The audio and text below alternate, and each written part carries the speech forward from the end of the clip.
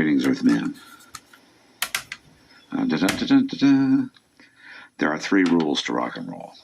Unfortunately, nobody knows what they are. So come on in and let us speak of sex, drugs, ecstasy, passion, joy, illumination, and all that kind of shit. I was born in San Francisco, March 17th, St. Patrick's Day, 1941. Sort of a war baby, just post-war baby, or pre-war baby. My grandfather always used to say my birth was the reason that Japan bombed Pearl Harbor. They were trying to get me, to get me out of the way. What was your dad's occupation? He was just a sales commissioner for a retail company. Was he a San Francisco native? No, he came from the East Coast. He moved here in the 20s. And was rather old when he had me. He was about 50 when I was born. And he worked as in retail sales. Blue collar, not blue collar, but low white collar, kind of blue collar, white collar, administrative kind of worker. Do you remember your mother? She died when I was 8. Yeah, she was a Scorpio, kind of a wild thing. What was your dad? I don't know, Scorpio. Both of them were Scorpios. Was she kind of bohemian? Not to my, she might have morally bohemian perhaps, but not to any external circumstances. She was Catholic raised, 50s kind of woman, I think, under all those strictures. And I remember my first step into the dark side was when I was in the Catholic Church. You're told you can't go in other churches. It's like verboten. Right, and it's more than that. It's eternal damnation in hell. It's a mortal sin. And so when I was about 5 years old, I remember going down Fifth Avenue where my sister lived and crossing Irving Street and then going down to the corner of, what is after Irving? Is it Judah? Anyway, down there's a little church. I think it's of St. John the Divine. I go back to it now and again just to remember because it was the first time that I looked in the door and I sort of intentionally put my foot into the door just to see if any lightning would strike me. You know, this was like 5, 6 years old. And it's been a downhill slide ever since. And I continue on, but no hell yet. First instrument was a 5-string banjo, following Pete Seeger and the Weavers' lead, which was an early influence. And I just took some of the money that my father gave me for tires for my car and bought a banjo instead. And just set about to learning it with Pete Seeger's book in hand, How to Play the 5-String Banjo, which goes far beyond the 5-string banjo in terms of other things, responsibilities, and just musicologies and philosophies as well. But it's mostly 5-string banjo, though, and it teaches people an appreciation of music, sends them off in directions to study other musics that apply to that, and then things beyond that as well. So the first music came from my tires.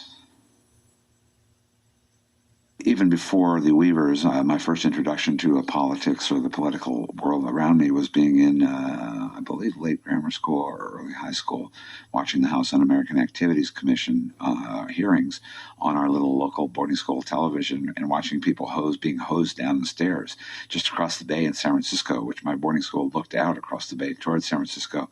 So San Francisco was always like Oz for me, looking over from Berkeley. The way it looks is this crowd-shrouded city with shining in light, sometimes in fog, swirling.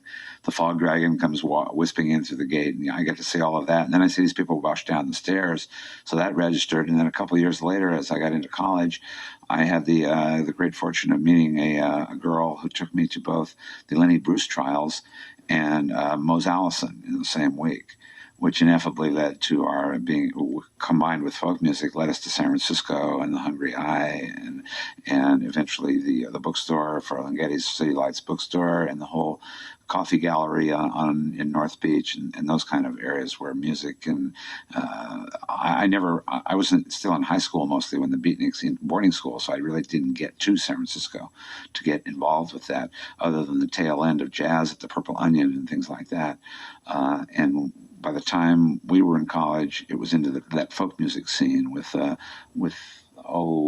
guess you'd say Peter, Paul, and Mary, a Kingston Trio, comedians like Mort Saul and Cosby and Woody Allen and Barbra Streisand kind of level of entertainment was going on at the Hungry Eye.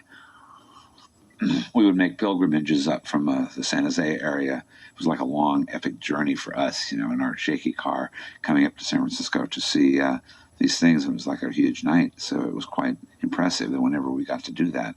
And eventually I made my way back here and lived here and started doing the same thing myself. Yeah, I think the first place that drew us as entertainment was San Francisco, North Beach, and the Hungry Eyes, and the Black Hawk for esoteric jazz in the late. Well, I guess it must have been the very early '60s. There was a number of clubs that started springing up all over the area, and eventually we started our own club down in San Jose, which was called the Offstage.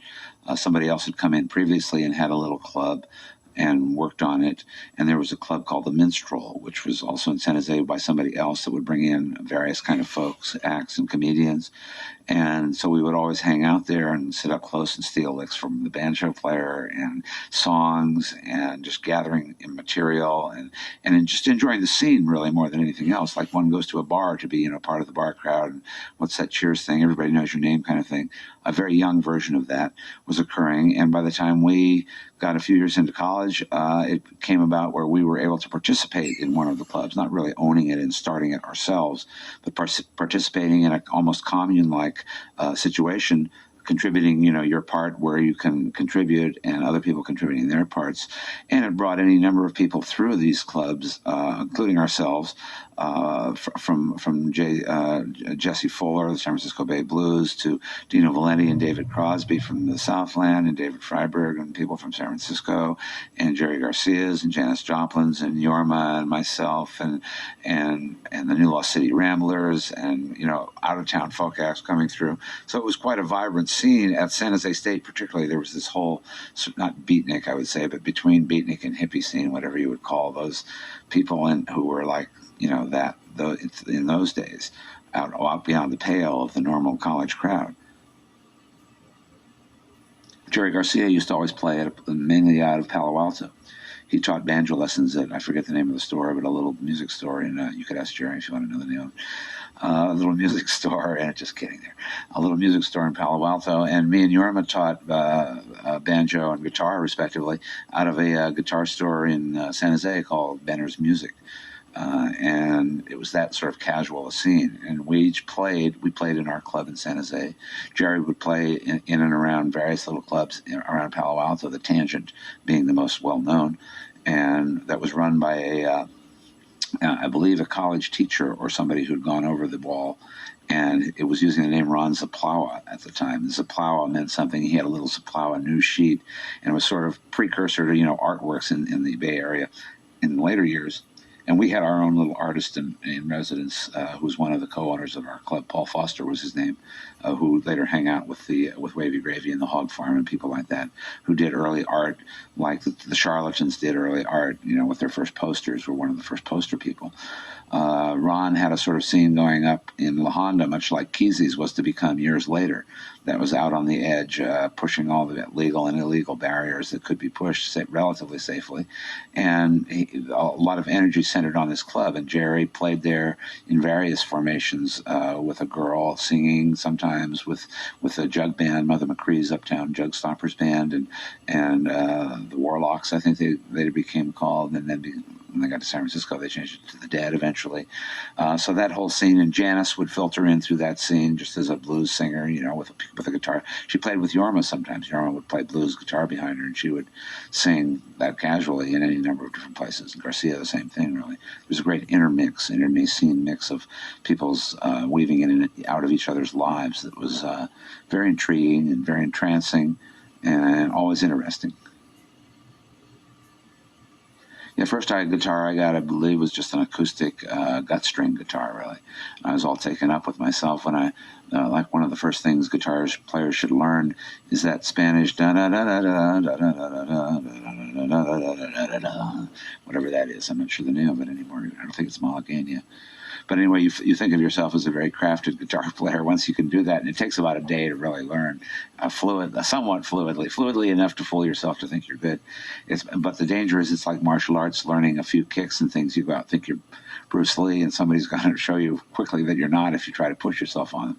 Likewise in music, if you try to push it out too quickly, it comes off very amateurish. And we all do it, and we learn rather quickly that that's not the way to do it. So you have to go back and learn a lot of stuff. And it was not something I was driven to do. I didn't want to become, quote, a musician. I wanted to participate in the culture, and this was a nice vehicle that was both fun, educational, good feeling, and just gave you some intangible thing that was worth having. and being involved with. So it wasn't a driving force. I'm not a driven musician who must practice 12 hours a day. I'm a songwriter who uses a guitar for colors and atmospheres and languages and with rhythms. I came out of the 50s where smoking was considered a virtue. And I smoke till this day, he said with his... Probably one of the most insidious and one of probably responsible, they say, the Nico-Nazis say, are responsible for any number of deaths, like far excluding the number of, say, marijuana deaths in the last 25,000 years. Although smoking is smoking, so marijuana or cigarettes, it's all smoking. It goes into your lungs, fucks them up a bit. And we don't all die from this. I mean, everybody who smokes doesn't die of lung cancer, despite what you might be made to think. And it's a chance you take. Like driving a car is a chance you take. The statistical damage of dying in a car accident is huge, particularly compared to airplane accidents. So why are people driving cars? Well, because they have to get from here to there. They'd rather do it that way than walk and have to carry all their luggage or their packages, whatever, blah, blah, blah, blah. It's all a gray area. Smoking, I just came up smoking. When you're a teenager, you start smoking. Jorma turned me on to marijuana.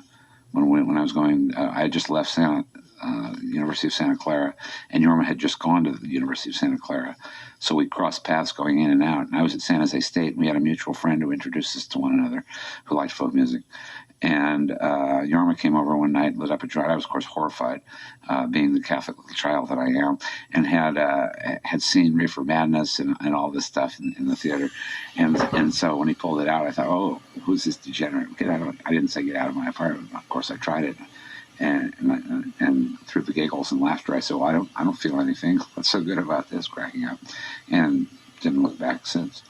It's a rather benign drug, more benign than Stolichnaya. Stolichnaya is probably the one credible thing that Russia has contributed to society in the last 200 years. Did it impact your writing? Who could tell? I think marijuana, being the Catholic boy that I was, gave me sort of a little outlaw badge, given the prescriptions that had been put against it through the 50s. Drugs were not, and this may seem a bit silly to say or to listen to, but in the 60s were not a huge part of what was going on. Drugs were just like dessert at a good meal. Eventually, we moved to San Francisco after the offstage finished. Some of the people, one person got arrested for smoking marijuana. Had to go to jail for 6 months, and the rest of us moved up to San Francisco with the intent of not really much other than seeing what we could do along the same lines.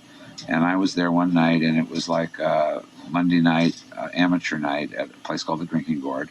And so I took my banjo and my guitar and drove down Laguna Street to the Union Street and went into the club and signed up to play a few things. And Marty Ballin was in the audience. I was doing sort of a folk thing, various folk songs, but it was like a beer drinking kind of Union Street kind of place. And after a song or two, this is sort of stupid. Nobody can hear me. Enough of this. I said, put my hat on my head and walked down and just hung out on the wall looking for girls and things. And Marty walks up, hey, would you like to start a band? And I said, well, possibly. Who are you? Oh, I'm Marty Ballin, and here's my address. Well, maybe I'll come over and visit you tomorrow. Here's my address, blah, blah, blah. And so I went over and visited him the next day, coming off a Neil Cassidy jag, and played him some of the songs that I was doing, whether it was High Flying Bird or Other Side of This Life, things like that.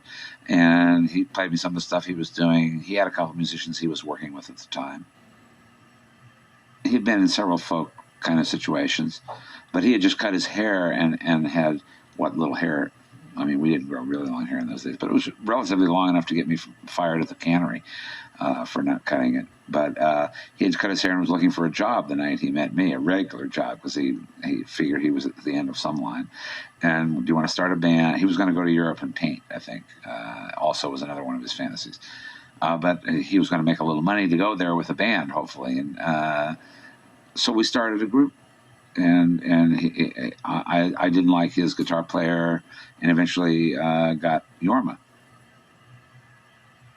Jorma Kaukonen, our lead guitar player, knew Jack Cassidy from his childhood, and from me asking Jorma to join the band, and Jorma went out and called Jack in Washington to join the band, and I asked Signe Anderson to join the band, who was a singer at the same club that I had auditioned at, and everybody just sort of casually. It was very unplanned, really, and it was very great creation of circumstances that just occurred, really.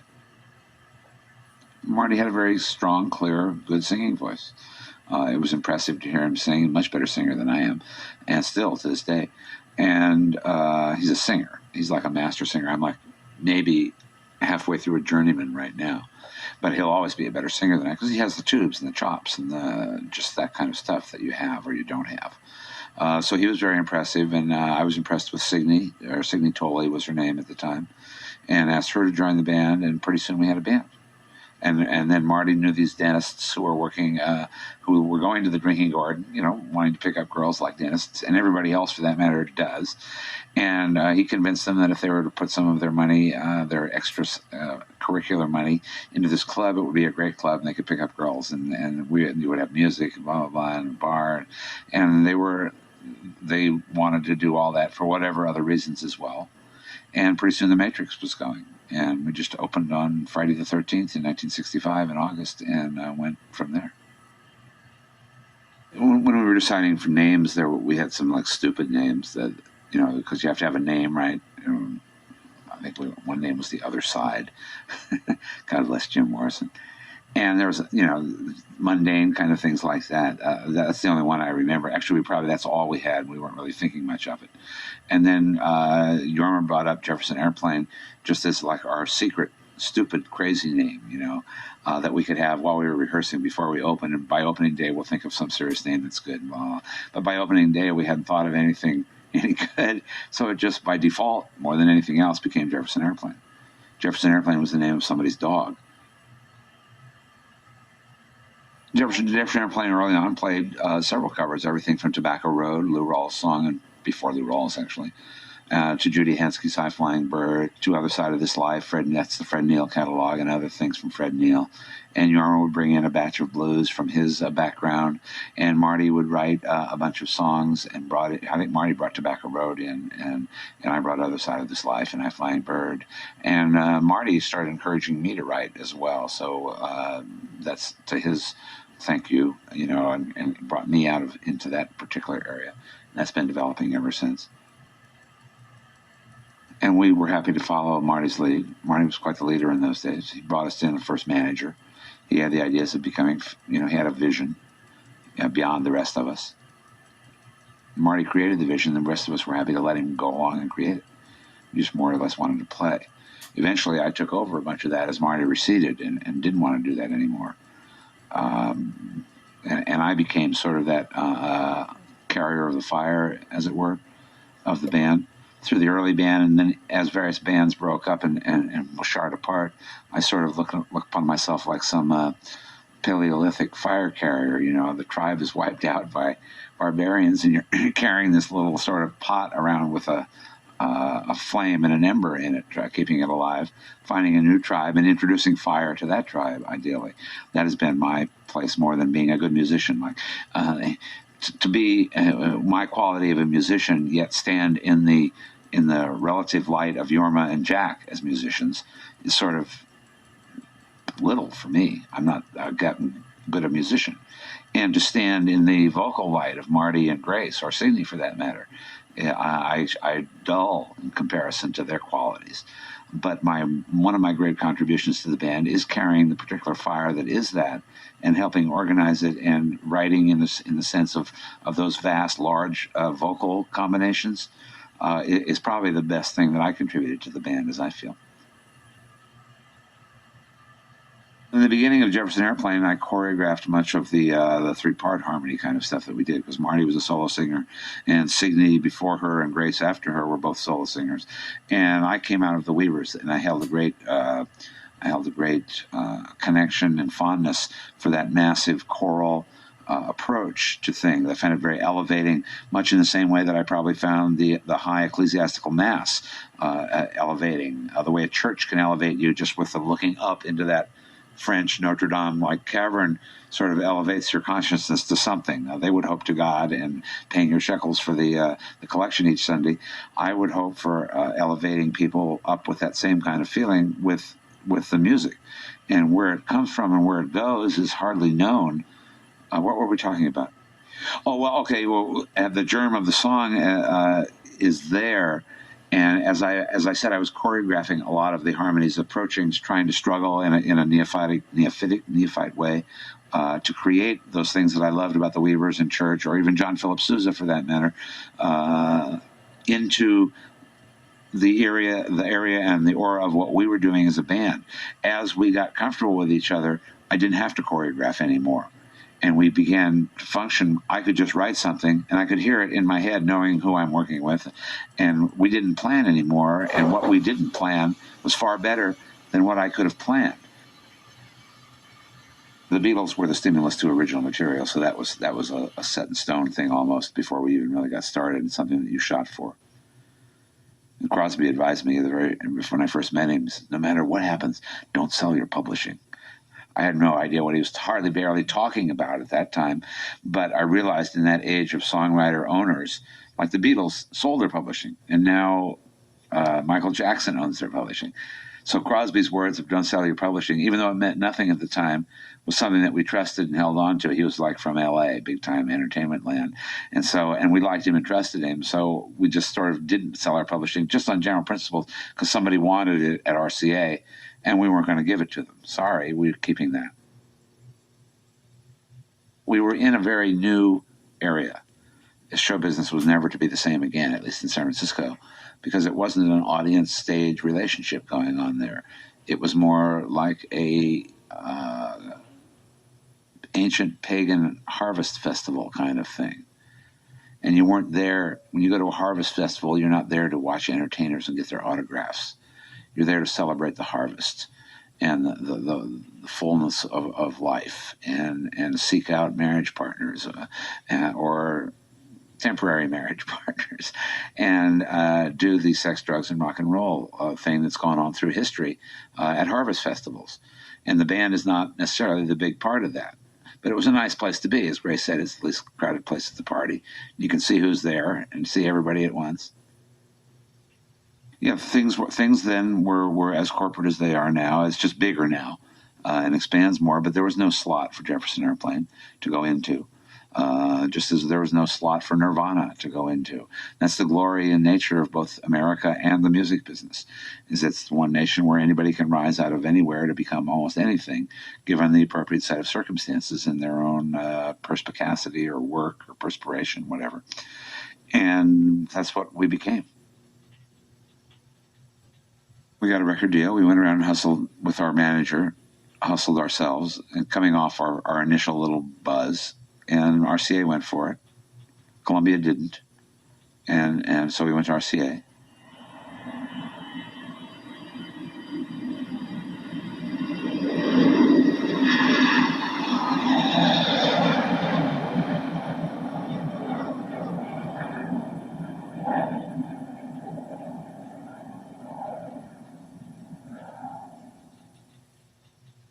Tommy Oliver was a friend of our manager, Matthew Cates, and he selected him as a producer that he had some connection with. And he produced us in a very straightforward, awkward way, given what we were doing, and came out as more or less as a sort of folk music album, electrified a little bit. And it was rather two-dimensional and unimaginatively produced, which was okay because that was the times. They only were making, I think it was on a 3-track, was the state of the art in Hollywood when we made our first album. We made the album in 10 days, or actually it was a week. No, it was about 10 days, kind of mixing. The whole album of Jefferson Airplane Takes Off was basically just a relatively live recording of our stuff we did on stage. We might break it down to vocals later, and adding vocals things, but basically it was a live recording. On the first album, I wrote about 3 songs, maybe. One was called Let Me In. One was called, I can't remember. I have to see it in front of me. Running Around This World, which was censored because it had the word trips in it. They took it off the album, actually, at one point, because it was a drug reference, they thought. Marty had written a line, "The night I've spent with you have been fantastic trips." And in their repression of those days, that was considered a huge drug flag to them. They were like really paranoid, of us. They knew nothing what to do with us. The first thing they said when we got down to L.A. is, "Boys, don't you think you could cut your hair a little bit?" And of course, that was just to let it grow. I think it started growing faster just of its own as a result of them saying that. I love It's No Secret. Yeah, it's Marty's What Great Energy. He wrote that for Otis Redding. It's No Secret was on that first album. Marty had been and is still very impressed by R&B music, and the advent of Otis Redding into the community, and other people too. We took Midnight Hour from a black band who was doing it, just a black cover band, in a bar that Yorma knew. And so Marty wanted to write a song, and he was planning on writing the song and giving it to Otis Redding.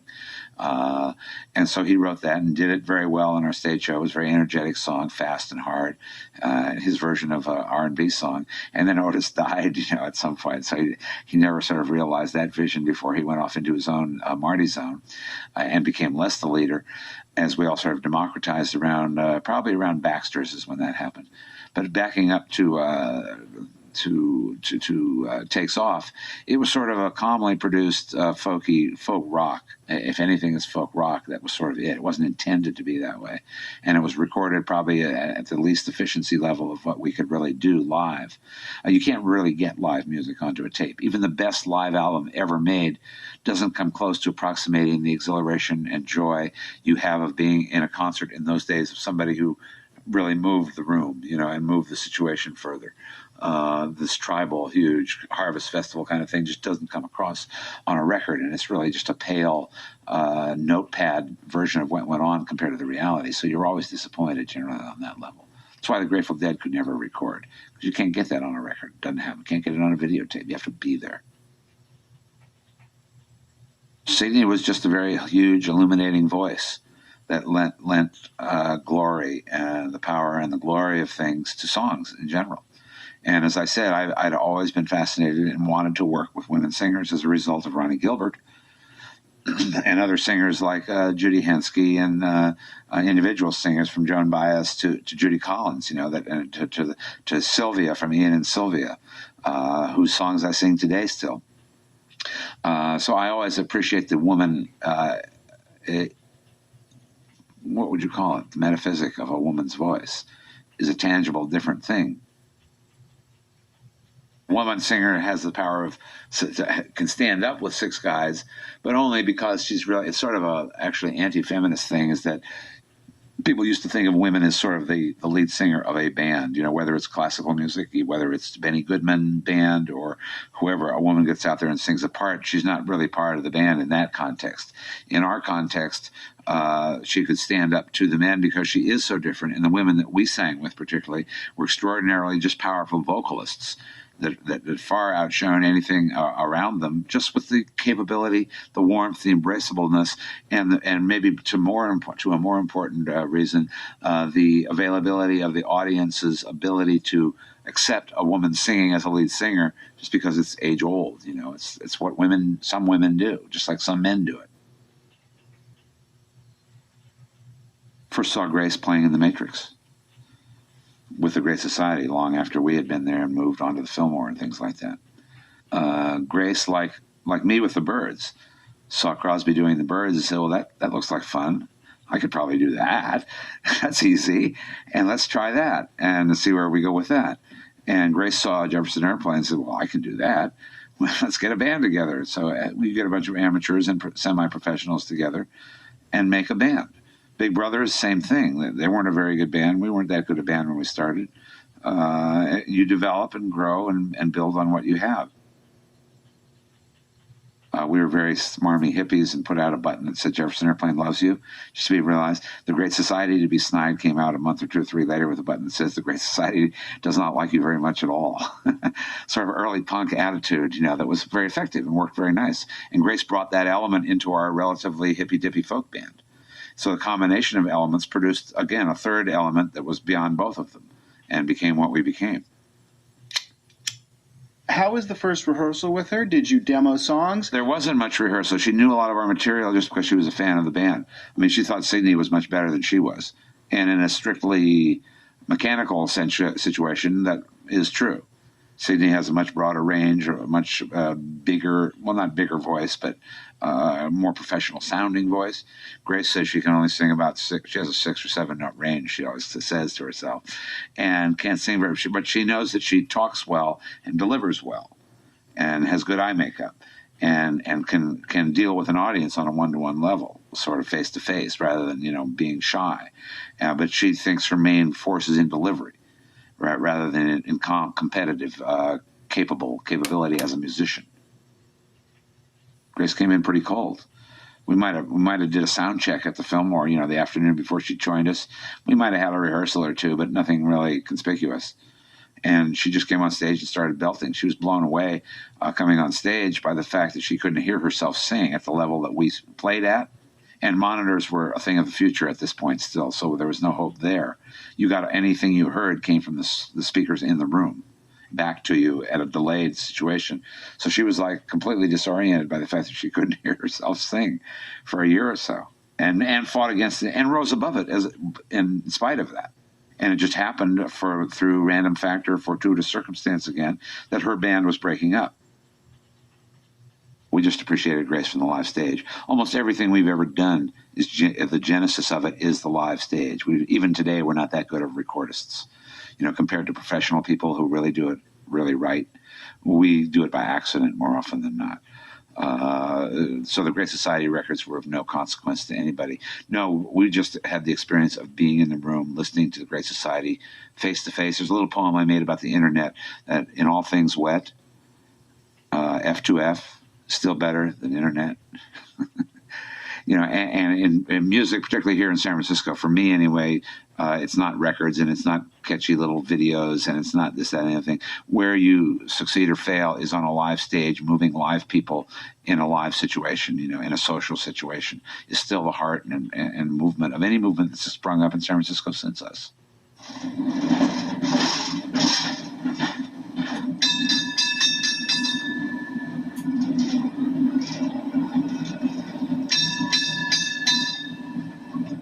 Did you play Surrealistic Pillow material live before you put it on tape? Some of it, yeah. Not all of it. Some was created in the studio. Some had been playing live. Well, you could play anything on stage those days. It was an area very open to experimentation. Everybody didn't like everything you played, but they didn't mind that you tried it. That was what the nurturing part of the audience was.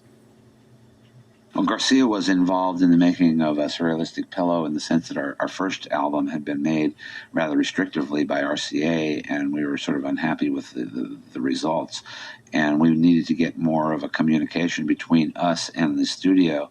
And in some idiotic fancy of mine that we had, we figured that Jerry Garcia would be the person to be the go-between between us and the engineers in the studio to try to communicate some of what we were trying to accomplish in the studio that didn't go through that studio window into that other room to that straight guy in there, so that he would know that Jack's bass should make the board smoke at times. If smoke comes out of the board, well, put another fuse in. Don't try to damp it down, we would say. And Garcia, then, as a result, came into the process as sort of that.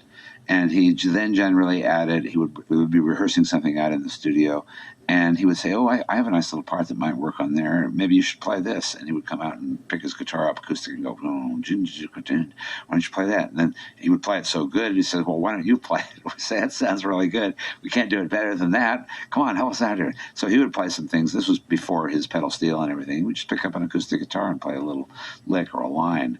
But mostly he was there to sort of serve as a buffer zone between us and the other side of the window there.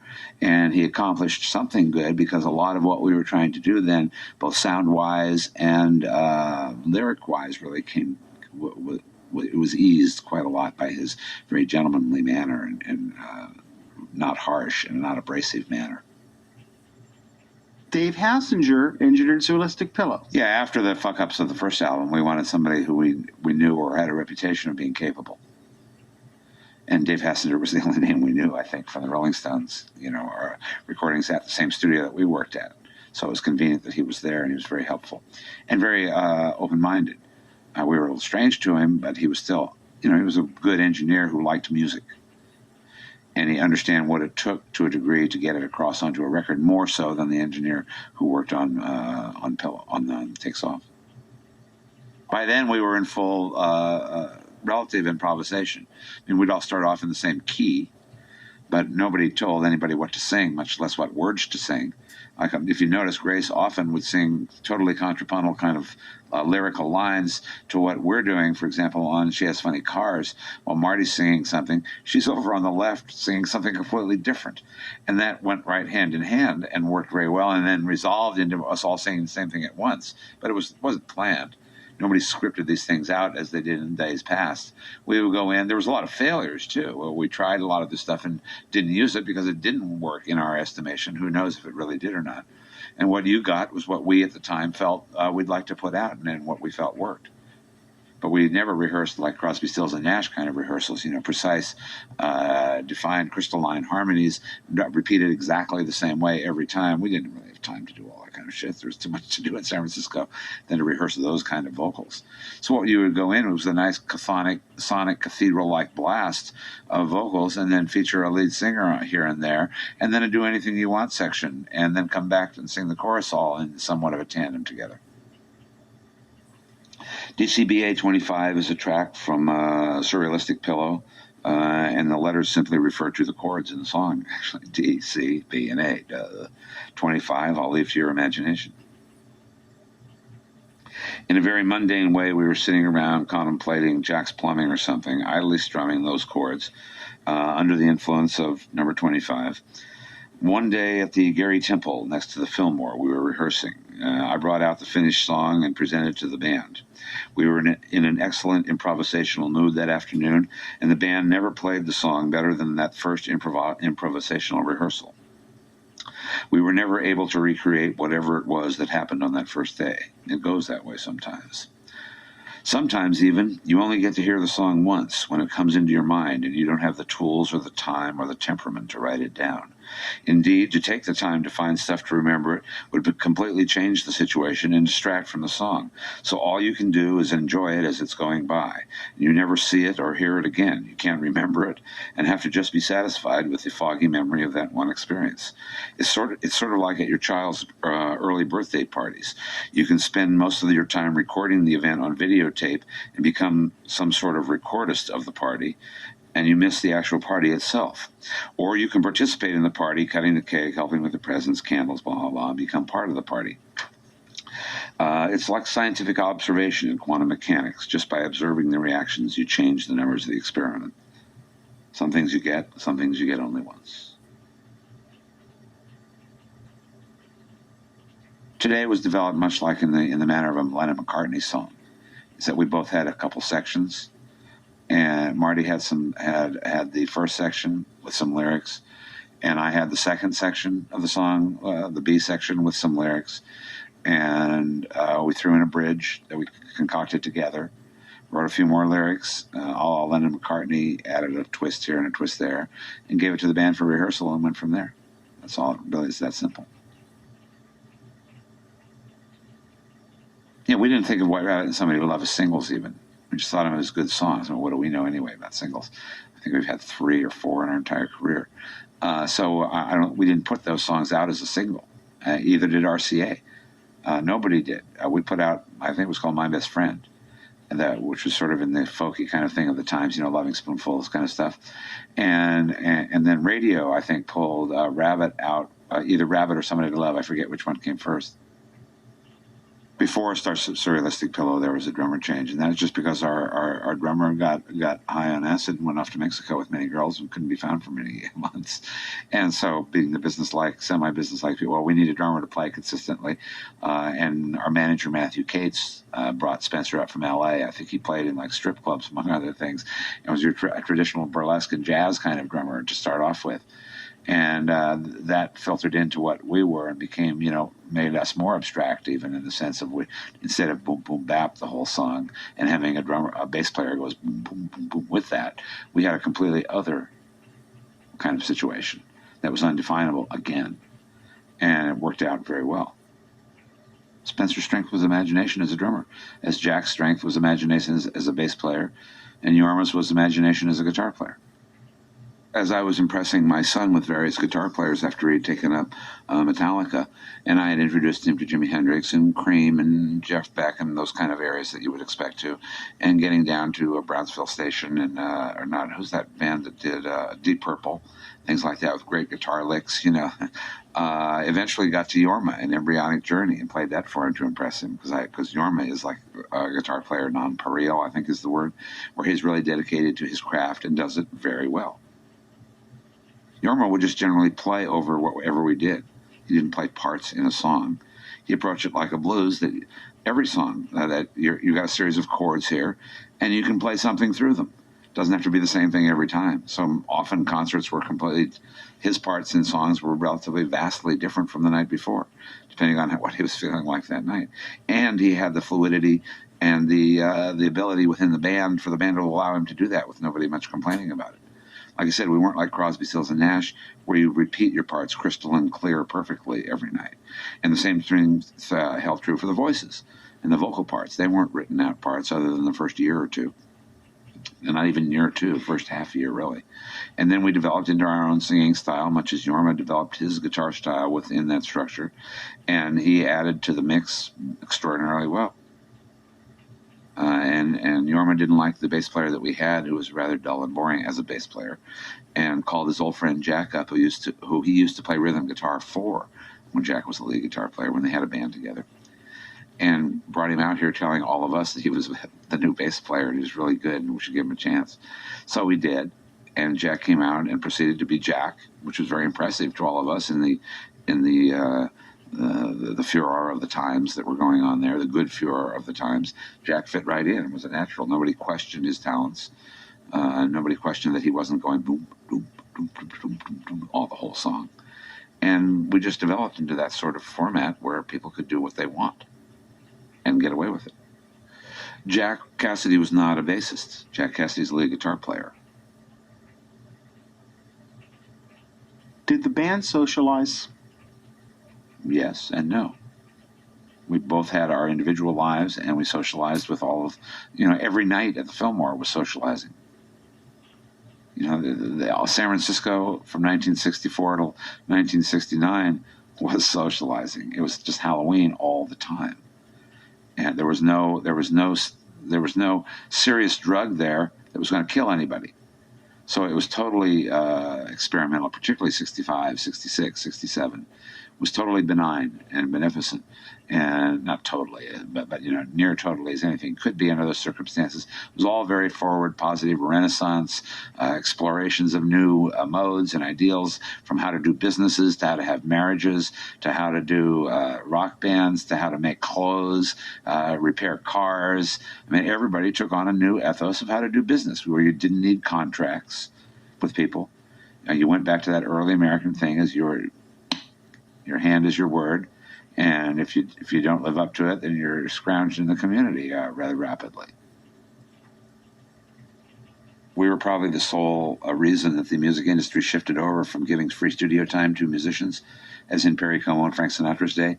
Instead, that they would just absorb that as a cost of production, and you'd figure you'd make an album in a couple of weeks.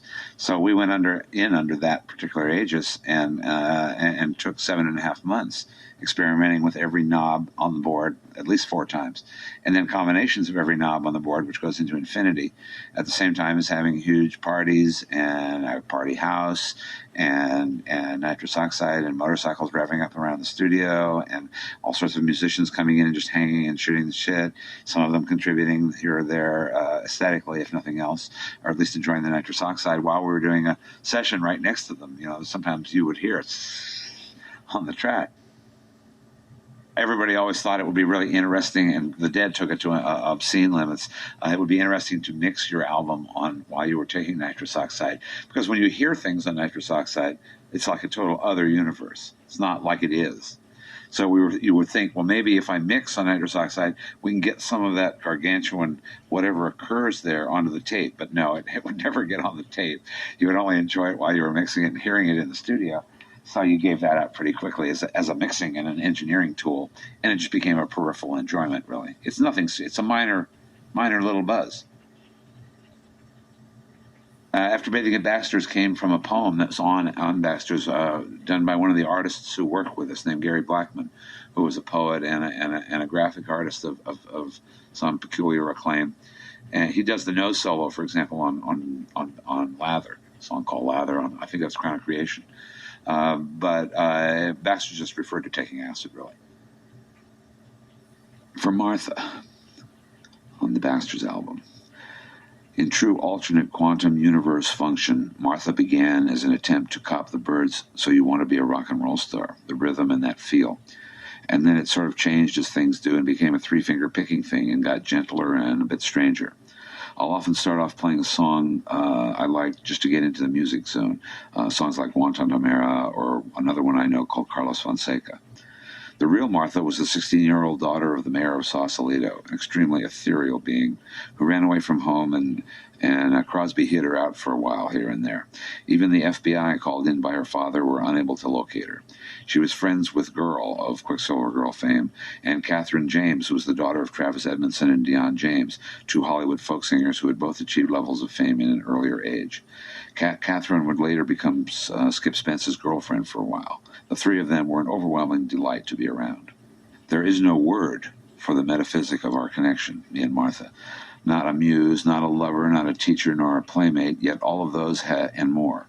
The connection to Martha and Girl remains to this day. I haven't heard of Catherine in years, which is a shame. Won't You Try came from started with a news, not a news, but a Ralph J. Gleason review of a concert in the park.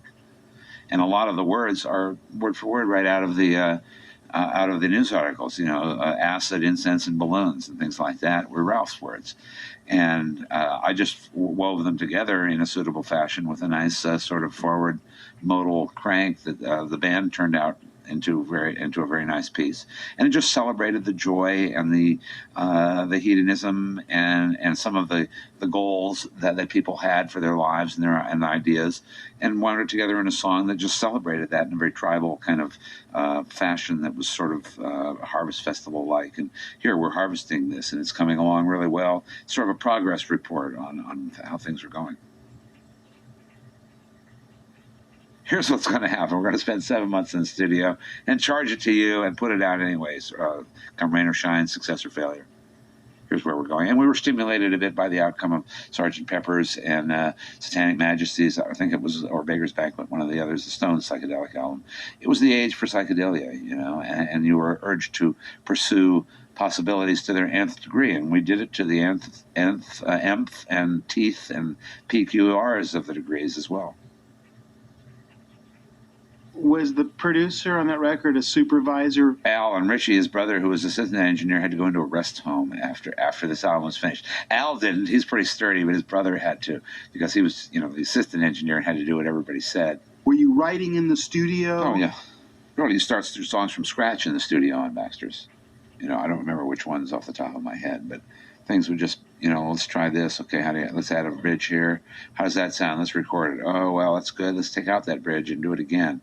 Take 47. Okay, I can handle that. Give me a snort or a pop or a little acid here, and we'll see where we go with that. Try some nitrous. No, that doesn't work. Bring in the motorcycle. Where's the parrot? Things. It was totally both fun and experimental with no holds barred. And we took total advantage of it, as we should have. Were you learning the board more and getting involved in the recording? No, we didn't learn the board and the technical situations until we got into Baxter's. Like I say, our first album took 10 days, and you weren't even allowed almost into the studio section of the studio, where the boards were, by union rules. I mean, you were allowed in, but please stay down in front and don't bother us. By the second album, we were sort of getting behind the board and watching and looking at, look at all those pretty dials. And we still had to though go into the broom closet with the janitor to smoke a joint. And by the third album, we just took over. We were popular enough to take over and do whatever we wanted, and they wouldn't stop us. So we just totally took that license to the nth degree. And we had like motorcycles in the studios and nitrous oxide tanks and marijuana everywhere and acid and late nights on Hollywood Boulevard and coming in at 4 in the morning to finish tracks. And like I say, the first album took 10 days. The second album took 14 days. The third album, Baxter's, took 7 months, 7.5 months. And we had, like I say, boards smoking with Cassidy's bass parts, actual smoke rising out of boards as the fuses that control those things burn out by overdosage or overloading, and experimented with every button. And it was a relatively poorly made engineering-wise album because we tried so many things on it. But the heart of it was very experimental and very life-enhancing, life-supporting, and life-aggrandizing and celebrating. So that came through. It was probably one of our worst-selling albums, but it was the place where we took the largest steps forward in learning how to deal with the studio. San Francisco, The Acid Diaries, February 46th. This is a little poem I wrote to Bill Graham one time after his death. Love, hate, at the Fillmore late. With a broom in his hand, he made the world a safer, better place for our tribe and our band. Bill Graham was as much a random factor as anything else in this whole panoply of ideas and happenings. And he was swept into a position that he didn't plan for, had no conception of, and barely knew what he was doing. And he was working for the mime troupe as their treasurer or something like that, and he was trying to, as the mime troupe always is trying to find a way to raise money to support what the mime troupe does, which is a sort of guerrilla theater in parks and other places. And he had concocted a little benefit in a loft on, I think, Mission Street, where, you know, the hippies, or not, there weren't even hippies then, but the leftovers of the beat age and whatever was in between hippies and beats could gather and have a little wine, food, and a little music and a little discussion of ideas and look at artwork and have a little night's entertainment. And there's probably some early version of a light show, or maybe there wasn't. And he was expecting like 50 or 60 people to show up and contribute a couple dollars each, you know, pay what you can and stay as long as you like. And pretty soon there was like 300-400 people lined up on the streets outside, and the police were calling it a traffic hazard. Can't you keep all these people on the sidewalk? And Ralph Gleason picks that up a little, and this, that, and the other thing. And Bill's eyes go wide. Whoa, this is interesting. Maybe I should do another one of these. If we have a bigger place, and he eventually found his way to the Fillmore Auditorium. And became as much a victim as an entrepreneur of his own progression, because he didn't expect to have to control all of this or to get in this position of power that he eventually got into. But he was a good New York boy and had a lot of energy and took advantage of a good situation and he made it safe for, well, God knows why he would want to, being relatively straight, but I guess the mime troupe bent him enough to the fact that he was open to having all of these strange young adolescents on drugs, LSD particularly, looking very strange, doing very strange things that was totally out of his element. Why he chose to do and support this is beyond me yet, other than he liked music. And one night he wanted us to work at the Fillmore. You would usually work 2 shows. There was 3 bands, and they'd each play twice. So we'd finish the early show, and then he had us go to the airport, get on a little Piper Cub, and fly up to Sacramento. Not drive, which is about 90 minutes, but fly, play a show somewhere in Sacramento, and then fly back and do the late show at the Fillmore. And being young, we thought of it as an adventure, and it wasn't particularly tedious. We didn't mind playing all that. It didn't bother or take anything out of us. But it was more than we wanted to really work. He would have us do that all the time with his ethic. And his financial, manager kind of situation. This was why he was our manager for a year. Yeah, there were things we didn't like him doing, and there were things he didn't like us doing, and there were other things that he appreciated us for, and things he didn't appreciate us for. Particularly after Baxter's came out, he complained that there's not a song on the album that he could hum. And we said, well, that's too bad. Maybe you should learn to hum in a new manner. Here, take some of this acid. But I don't think the Dead got to him until 68 or 9, acid-wise, by spiking him. And then he danced around on the roof of the Fillmore saying, I see it, I understand. He didn't really, but he thought he did there for a few brief moments.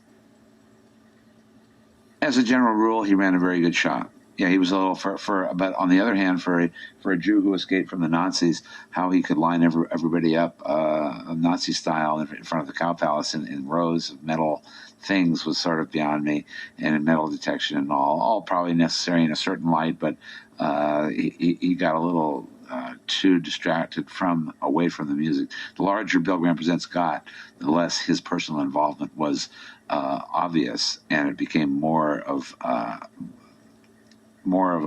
less of a hippie operation and more of a good business situation, which wasn't necessary or wanted even in San Francisco. So he would get a lot of heat about being too much of a businessman, while Chet Helms over at the Avalon was sort of the perfect businessman for San Francisco in those times. Chet Helms at the Avalon Ballroom, Family Dog, was a different kind of promoter and more in tune with what San Francisco was at that time. It wasn't as economically stimulating, just sybaritic, hedonistic, party-loving people. And that was the great value. That was the great value of the Fillmore. You got as much of that as you could. Chet was even further in that level, and as such wasn't as successful as Bill. Didn't get up as early in the morning to do business, as Bill prided himself on doing. But the Family Dog, in its own ways, was a better operation for that, and much more embracing. But the Fillmore was not negative whatsoever as a result of Bill. We just dealt with him and said what we liked and got away with everything, just like we did with the police department.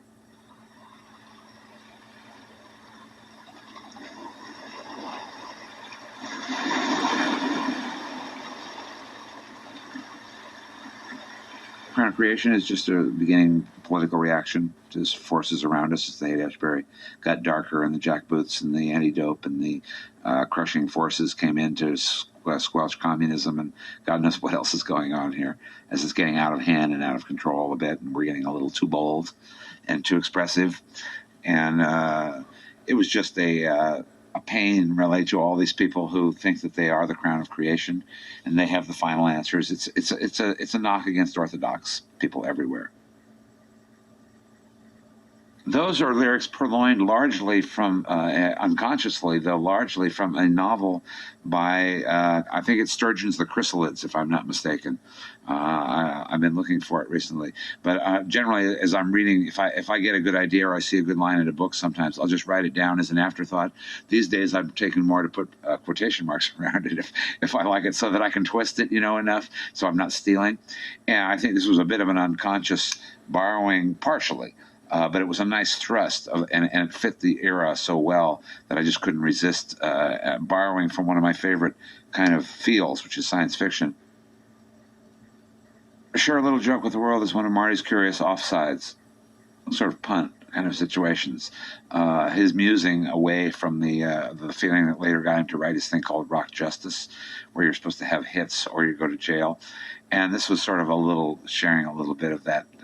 This is not really very serious. We're not going to really take it very serious. I am retreating from this whole thing. I'm not leaving the band, but I really don't have a lot to say in that context. And if that's what you want from me, you're not going to get it. And here, take a little of this.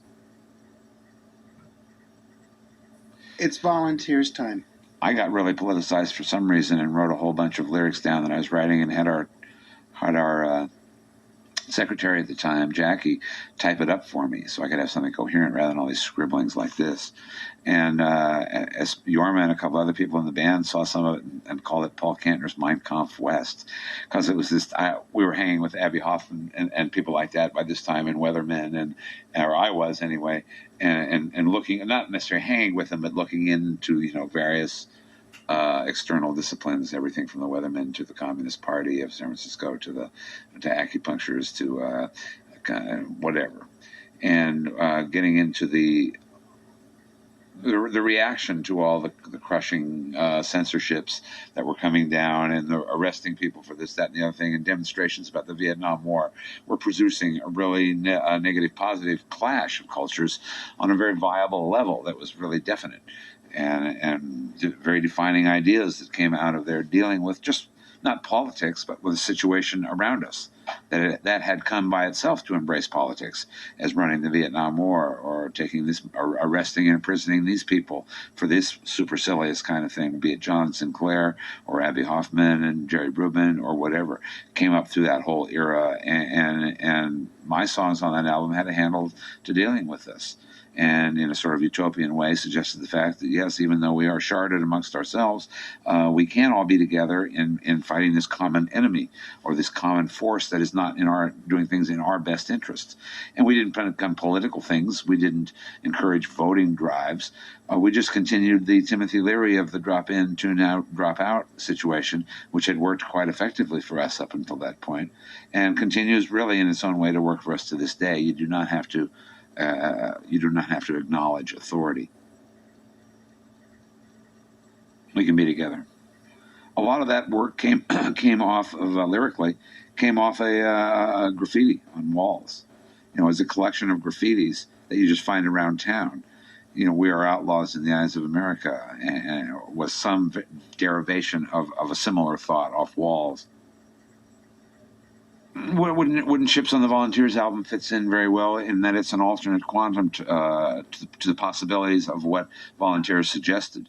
It's a totally apocalyptic vision of the future and how to subsist happily as merry hippies, merry Robin Hood's band in the middle of this apocalypse, much the same way Robin Hood's band subsisted in Sherwood Forest under the most grueling patronship of Prince John while the good king was away struggling in the Holy Land and imprisoned. We were in that kind of position, and by God, this isn't going to fuck us up either. Here's an alternate possibility in case of nuclear war. Fuck you all, we'll go sail away to some place where there isn't nuclear war. Now, it's totally naive, escapist literature, but that's nothing wrong with that. It's a very healthy approach to life, and it gives you a certain set of options in dealing with life and attitudes, more to the point, that work, unless a real disaster comes by. But we're just little West Coast middle-class kids who are not acquainted with real disaster and have yet to really be acquainted with major real disaster in our lifetimes. We're blessed. And it's also very logical why Triad would be on that record. Just another extrapolation and extension from We Can Be Together and Wooden Ships and Won't You Try to even The Farm, which sort of represented the hippie flight to the countryside. From Steve Gaskin in Tennessee to the communes in Marin County that the Dead went out to Olampali and stuff. That was just sort of a lighthearted treatment. Here's another optic, another quantum universe that you can explore. And we sort of saw ourselves a lot in the place of being able to find good things rather than to really spend a lot of our time cursing out the bad, ugly, evil politicians, which we didn't do really that much if you think about it, even though that's at the heart of it. What we spent most of our time on volunteers particularly, but for my point, all the time, is shining light on good possibilities and encouraging people to maybe try some of these possibilities and see how they work in your life. This might not fit you, but if it does, it would be really good for you, and a lot of people, as we did, subsisted and survived and got very healthy and good out of that whole situation.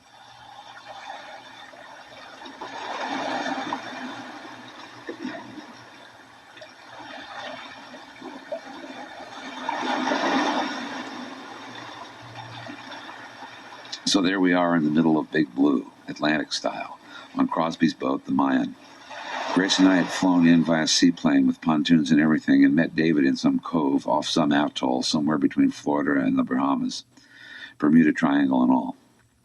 Just off tour, we had a stash of acid-laced chocolate chip cookies that Crosby just had to eat. He didn't know they were laced. The dose was benevolent and minor, and we saw no need to inform the Cookie Monster that he was heading for another alternate quantum universe. Later in the day, we found him face down in the sand, fully conscious, communing, happy. So David had this piece of music, water music to my ear, that he had been unable to write lyrics to for like several years. And he loved the water and wooden ships so much that I put together the pieces and out came Wooden Ships. Originally entitled by me Positively Negative, it related in an apocalyptic kind of science fiction way to making a good thing out of nuclear holocaust. It combined hippie dreams and taking care of business. I purloined the Jefferson Airplane intro from my first ever songwriting attempt called Fly Away, written in my college years. Fly away where the morning sun, or in this case sail away where the morning sun goes high. Fly away where the winds blow sweet and young birds fly, which was some vague reference to a Ewan McCall song poem that I was impressed by at the time. I think it was called The Young Birds. Somewhere around 1962.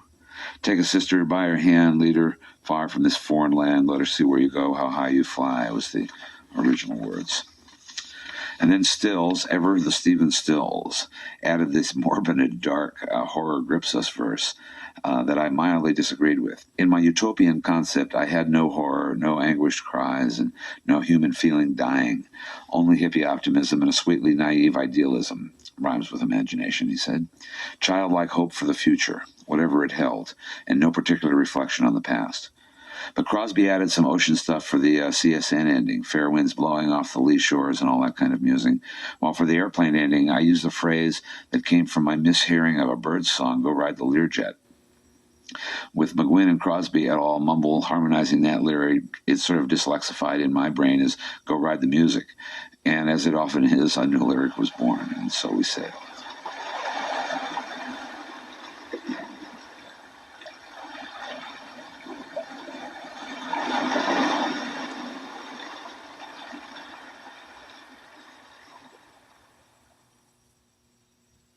Recording in San Francisco gave us a much greater, at least metaphysical, rock upon which to stand.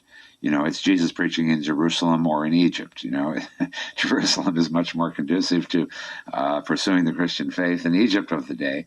And San Francisco was for us and remains for me the perfect place from which to record, despite perhaps the existence of many better studios outside of San Francisco in overall number.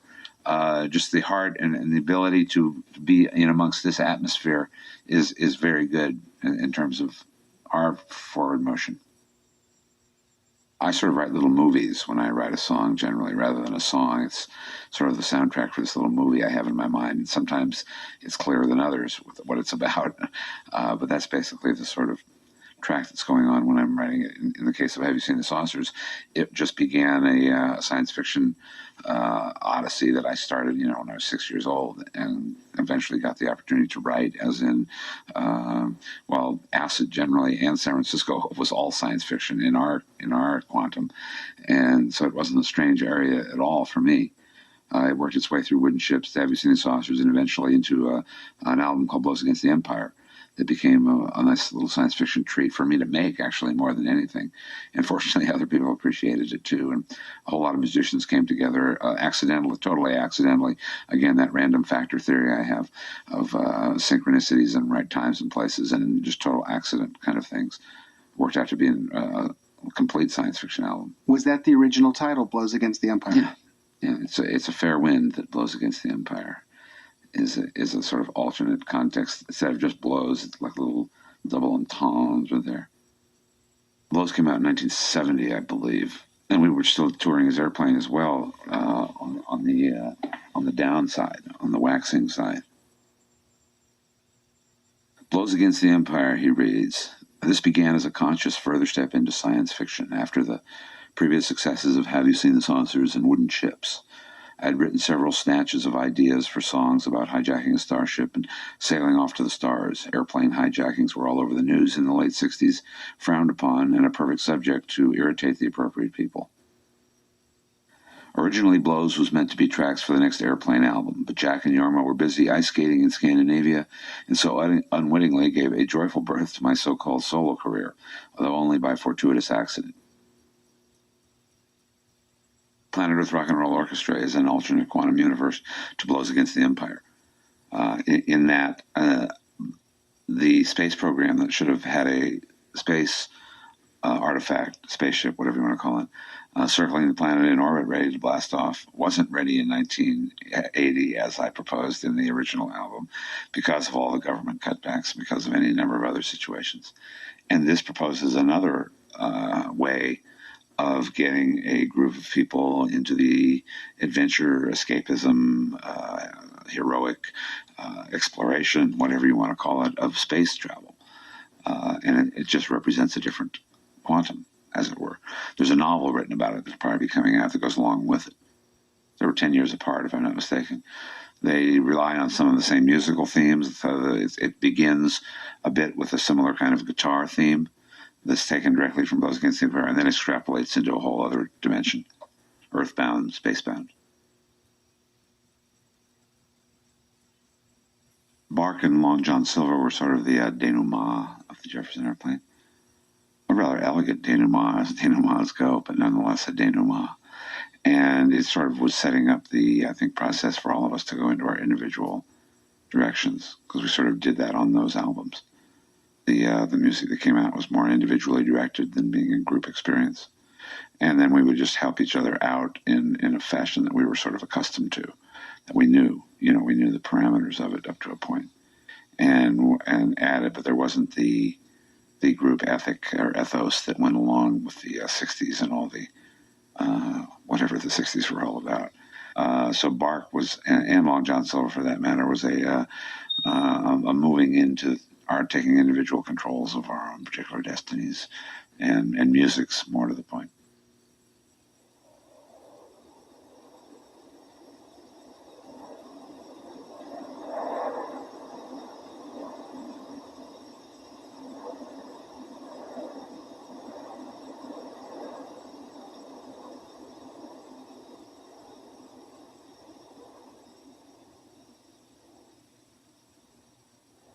Are we rolling? Backache, I'm told, is like number 2 to headache, is one of the American afflictions. For those of all you poor little people who suffer backaches as I have, and like when I first started getting backaches, I sort of took a very German attitude toward it. I was living with Grace at the time, which may have been the source of my backaches.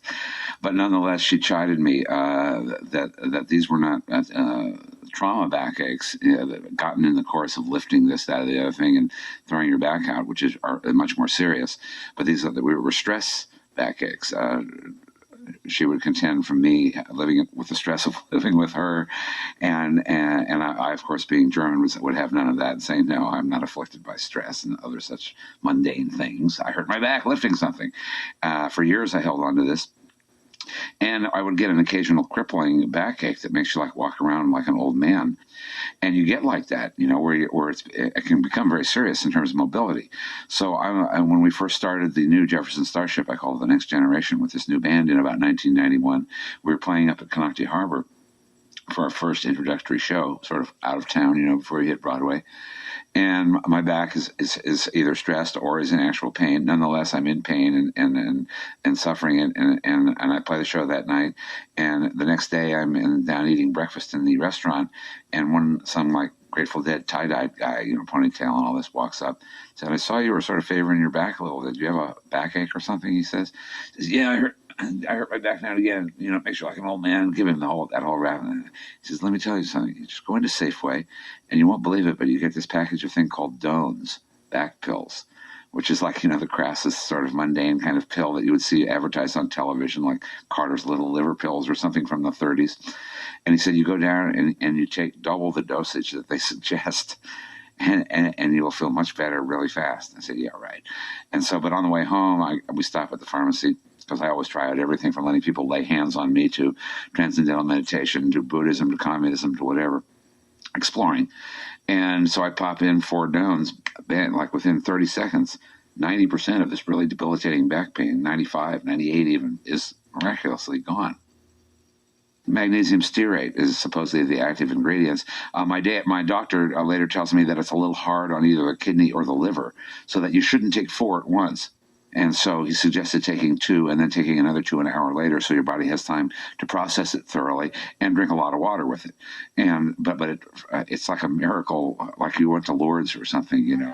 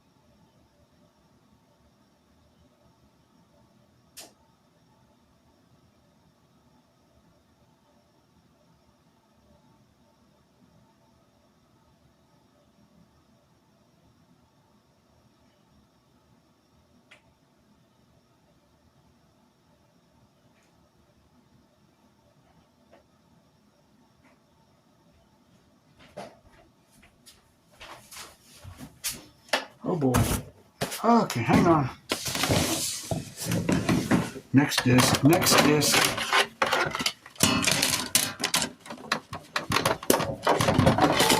sorry.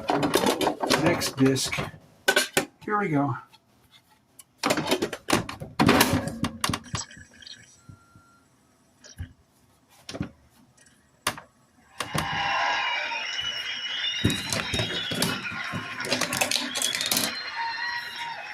I'm big on frontiers because they're not very crowded.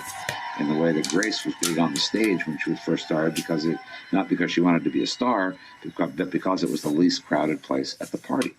At the Fillmore, people came to the Fillmore to come to the Fillmore. It really didn't matter who was there. It could be Jefferson Airplane, it could be Miles Davis, it could be Janis, it could be the Big Brother, it could be the Electric, whatever. Who was there was almost irrelevant. And often, if not more often than not, the more interesting people at the party were not on the stage. They were in the audience I wouldn't even call them an audience. They were in the crowd, being part of the crowd. San Francisco, circa 1960s, was an unusual and a very magical Oz-like place for many of us. Yes, there was disaster, death, desire under the elms, and all that other sort of business, but that goes on in any worthy endeavor, whether it be space travel or whether it be discovering America in 18 whatever, and the Lewis and Clark expedition. There are dangers in exploration, and ours was a seemingly ephemeral, perhaps, exploration, but it was a group of well-educated children breaking out of bonds set for them that didn't really apply, and almost in their own way throwing themselves into a fire of unknown origin, and for some reason survived.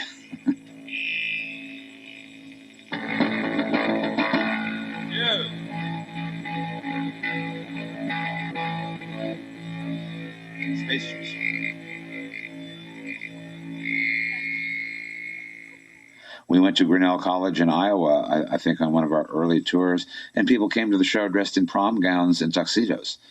And we went back a year later after Somebody to Love and the whole thing was hitting in the blah, blah, blah, flower power and all this shit on the papers. And they're having nude love-ins and painting their bodies with blue and red and green and fucking in the mud in the football stadium. And it's a whole, just in a year, we were like missionaries, we were like Mormon missionaries going to Africa and converting the natives from their current mode to the new paradigm, as it were. And they were having the most fun, as much fun as we were doing it.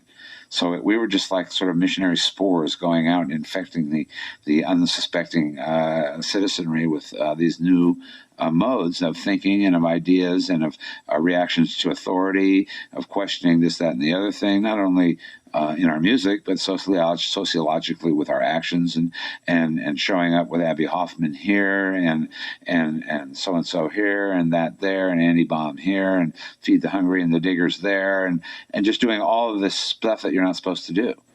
Oh, what, are they communists? Why are they doing it? They must be communists. No, they could care less about communism. We were one of the first rock bands to play, if not the first, the Monterey Jazz Festival. And anyway, one of the participants in the jazz thought it sort of esoteric to have our band, who didn't have a name. We weren't pop. We weren't singles charts. We weren't rocksters or whatever. We were a new group of people making music. And we didn't have a name yet. We didn't have a little area in the record store where our brand of music fit. So we could, as a result, go into almost any area we liked. And one of them was within the jazz worlds. We played with Ramsey Lewis. We played with, who's the guy with the Dizzy Gillespie? And I wrote about that in one of our songs. I think it was called Wild Time. We're doing things that haven't got a name yet. Light Show came from the Fillmore. It was just another one of the technologies and one of the arts that sprung up, like poster art. This was a renaissance of ideas, and people who could do film well did film and had more outlets to do it in. People who did posters created their own outlets and made their own posters for free at first, much as we worked free in Golden Gate Park, not to sell our music, just because it was a nice place to play. And it happened that it did help spread the music as well, and the idea of what San Francisco was heralding, which was a bit of freedom from oppression.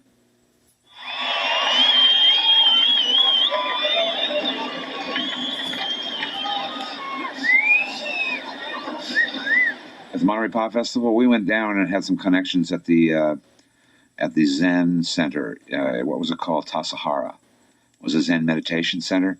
And we went down there a couple of days early just to smarm out in the Monterey Big Sur area. And unfortunately for the Zen people, I was like bringing in .22 rifle and plinking things off cliffs. Not animals, just cans. And they had a great river that you could go into the hot sulfur springs at night and on acid and go in the hottest bath and walk outside and lay down in this river, the Carmel River, staring up at the stars. And we got along pretty well, actually. And then the Monterey Pop Festival started a couple of days later. Of course, everybody acid-drenched, and from Jimi Hendrix and Brian Jones to Jefferson Starship and the Grateful Dead. And there was this sort of antipathy between the L.A. factions and the San Francisco factions. And Chet Helms was sort of with Big Brother, was the head of the San Francisco, along with the Grateful Dead, were that sort of faction. And we were a little more closer to L.A. because we had a record contract and we were getting a little more national. So we sort of had a foot in both camps, maybe a bigger foot in the San Francisco camp, but we recognized the validity of the L.A. camp as well. That might have been one of our great strengths over the years, needing a manager, addressing the music industry on through their ways of communicating, but with our ethos. We're the only one who had a manager who was coherent and straight, relatively straight. We went to the festival and played. It was that simple. You obviously saw some people you probably hadn't seen for the first time play music. Jimi Hendrix. He was impressive on going beyond the pale level. Just the simple things of fire and extraordinarily adaptive guitar playing, confidence and attitude. He carried himself very well. We just did our normal good set. It wasn't in the context of the Fillmore Auditorium and everything, and it was a very capable set. But Janice shone there. That was her moment to really pull people out of their seats. I think we pulled people out of our seats too, but Janice was especially. That was one of her days. And that was one of her times and moments that she came through delightfully for, despite all the business fuck-ups. How about Ravi Shankar that day? Extraordinary. But we'd known Ravi not known him personally, but known his music for years before. It's what broke up the Great Society, was Ravi Shankar. He was one of the hip things in like 1963. What's that movie, the 10 movie? What's that music from that? Bolero. Ravel's Bolero, that became like sort of the yuppie. It wasn't known yuppies then, but the yuppie equivalent of BMWs and things. It was hip to have Bolero on your turntable. 3, 5, 6 years before, Bolero was making the rounds of the surfer community that I lived in Santa Cruz to get really ephemeral as a great fuck record. You put this on and get laid. He was on records back when we were getting Weaver's records. David Crosby brought Ravi Shankar into the community. He was solely, as I know it, responsible. He introduced it to the Beatles. He introduced it to any number of people in Southern California. And pretty soon you hear all that fake, on pop records eventually. But David brought a consciousness to all of us of Ravi. Paul McCartney came and visited when the Beatles came to town, and George and Paul explored around, and McCartney made his way to rehearsal hall to come just say hello, as he was going around to the sites. And then we invited him back to Jack and Marty's apartment, and he was quite taken with Jack's bass playing, being a bass player himself. He could see what Jack was doing and see that Jack was even farther beyond what bass players are, really. Jack's not a bass player, really. He's a musician that plays something, sometimes on the bass guitar, but it's not bass play. It's not doom, doom, doom, doom, doom, all the time, with the drummer. It's a very unique form of musicianship that goes far beyond the confines of just the bass guitar. So McCartney was very impressed with Jack's playing.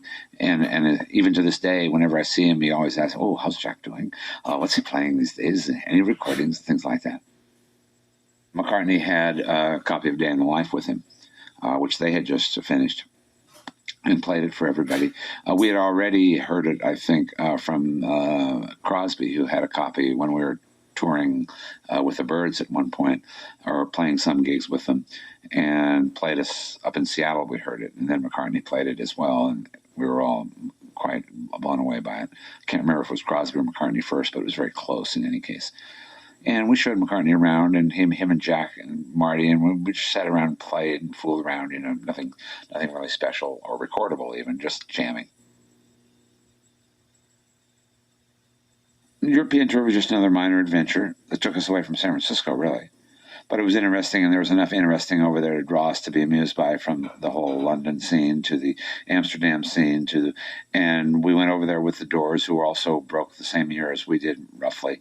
And our agency handled both of us, and they set up a tour where we would both go over and just, co-headline shows with each other in various places, and go off and do some of our own shows alone as well.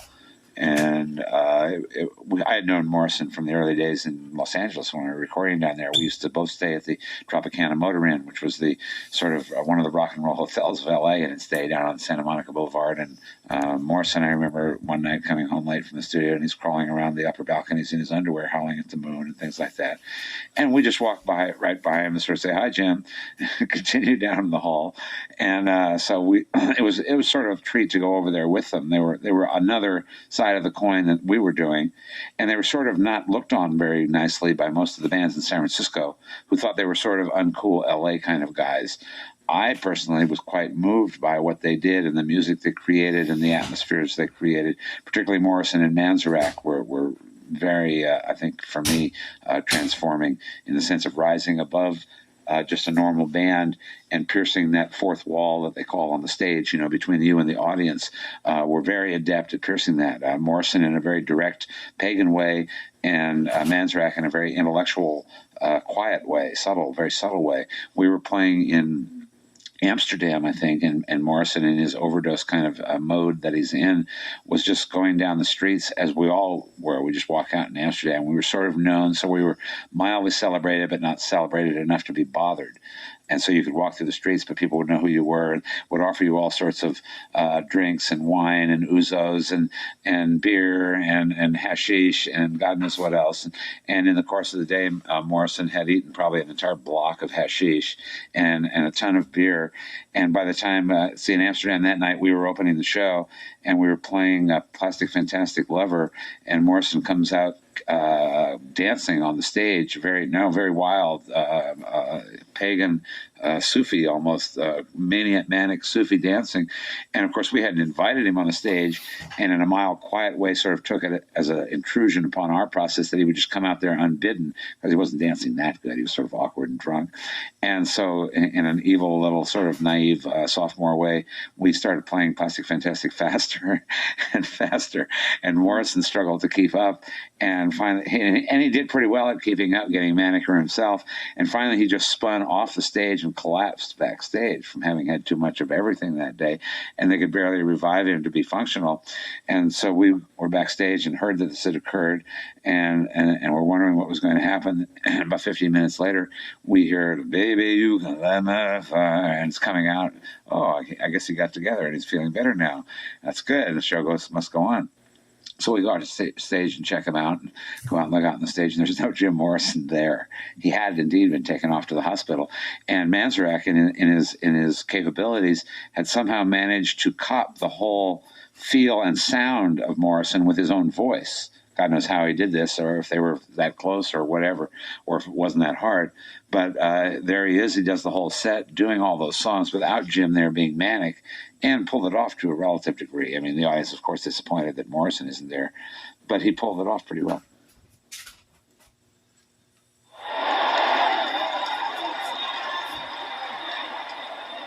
Woodstock was just another gig, albeit a well-paid gig.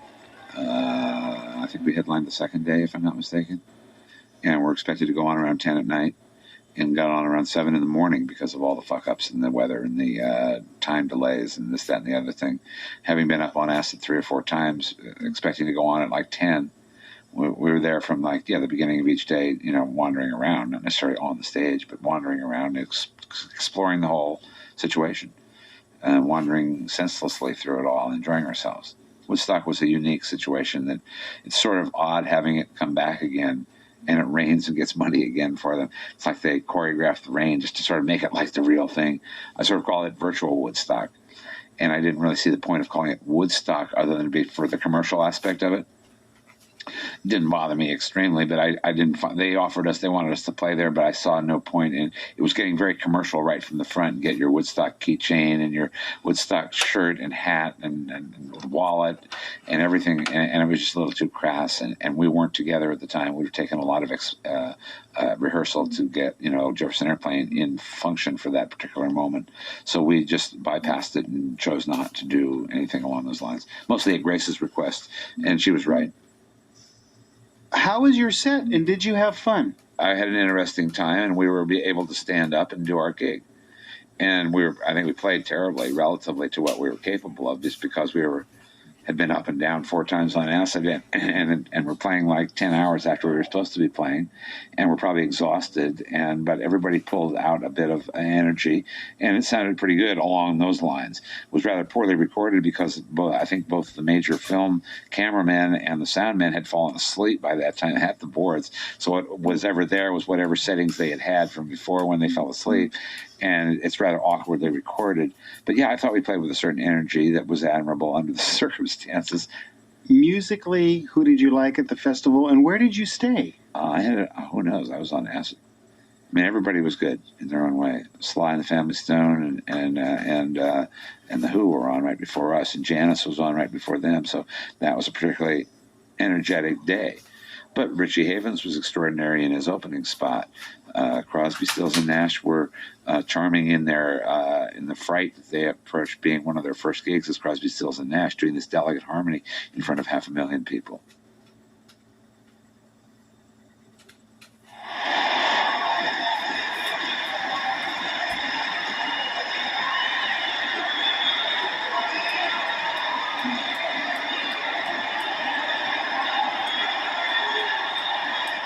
Regarding Altamont, I wonder why when they had the Woodstock Festival, they didn't have an Altamont reunion, along with the Woodstock 96 or 94 or 5, whenever it was.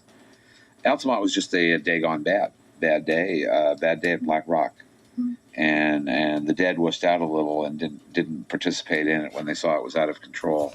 Not that they could have really done anything about it, but we didn't, and we were in the middle of it. And here's another place where I should be dead for cursing out the Hells Angels on microphone. Is some of their buddies are holding them back, unbeknownst to me, from going out and crushing me like a dwarf in the circus under the elephant.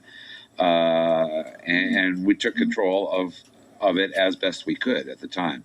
Say, hey, cool this shit out. This is sort of stupid. Some fucking asshole just knocked out my lead singer, and this is really a bunch of asshole crap you're going on. Holding back Animal was his name. He's like 8 feet tall with an animal head on his head. Later, he comes up to me after the fact and is sort of like a little schoolboy going up to the priest in boarding school in the 3rd grade, having been caught doing something, and he sort of has this hangdog look into himself and his shoulders, and he looks at me, who had taken a little bit of the control of the situation earlier, and it's sort of like me now as the priest, and here's this little boy who just happens to be 8 foot tall. He says, gee, man, I'm sorry. I didn't know what I was doing. Can you forgive me? I didn't know he was your lead singer, but he just said fuck you to me, and you say fuck you to Hell's Angels. I said, you're not even a Hell's Angel, are you? You're sort of a fledgling. And what are you going to, I'm sorry. Why don't you come back to the house? We'll party a little bit after the show. And so we've had a tenuous connect with one of the Hell's Angels. The people who did the artwork for Volunteers was a Hell's Angel. So you get both sides of the coin there, in a sense. Did you watch the Stone set? We were lifting off as the Stones because it was dark and dreary, and the scene was very medieval and negative. And by that time, we were lifting off in the helicopter just as that was occurring, that whole situation. Saw a little bit of it, but poor Mick Jagger was like cowed there. What the fuck am I doing here? I have no control. And he's in his silly little Satan uniform with a Scorpio on his chest, but he's like this little thin, emaciated thing with these huge animals on either side of him ready to tear. It's been a whole day of glue sniffing and Jack Daniels, and he's at the tail end, and all this has gone on before, and God knows what's going to happen next. And if you watch the Altamont movie and look at him when he's standing there on the stage in his little outfit sort of prancing around Mick Jagger-like, he's completely in tatters, and it's a wonder that he got through the show without a warble. But with Altamont, briefly at the end, let me add that the Stones wanted to use our part in the Altamont movie for when they made their movie, about Altamont, whatever it was called. and they wanted to use a segment of our section when we were mouthing off against the Hells Angels and stuff, and wanted to pay us all this money. And I told them we don't want any money.